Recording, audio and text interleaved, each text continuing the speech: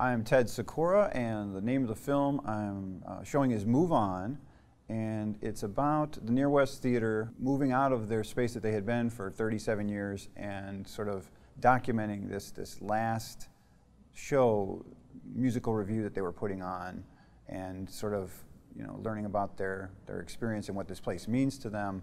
And along the way, I think a lot of really interesting things kind of happened to that group.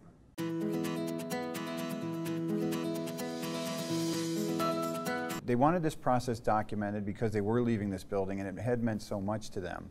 But as I kept going there and interviewing people, I was just so kind of blown away by their process, and what I was seeing. So I was showing up day 6, day 7, day 8, and they're like, "Why are you here?" I'm like, "Just don't worry about it. I'm getting such good stuff.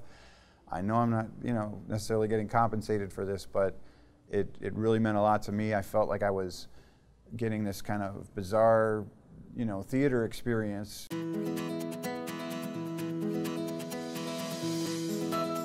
Back in the 90s, I was very involved in writing 2 original musicals. And the one evolved out of a rock project. We did like a Alice Cooper-esque concept album that sort of evolved into this musical. But when that was done, I had this really sad feeling, like, gosh, it's gone. We did a cast recording and all that, but the theater experience was gone.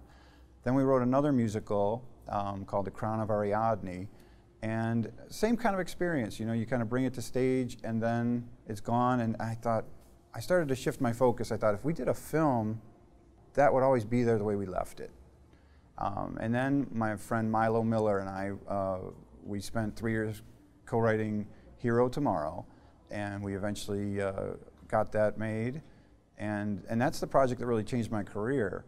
But this theater thing has always been in my blood, and this, Near West wanting to document that experience and me wanting it to be preserved frame for frame the way we left it, it was this kind of perfect blending of, I'm going to make sure that this moment is captured and preserved as cleanly and as honestly as I can.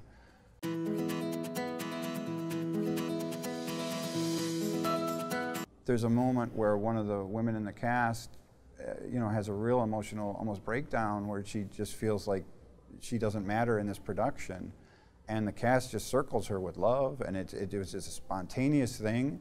They end up singing "You'll Never Walk Alone," like just smothering her in this giant hug. That's the kind of stuff I would never dream up in a script, that's for sure.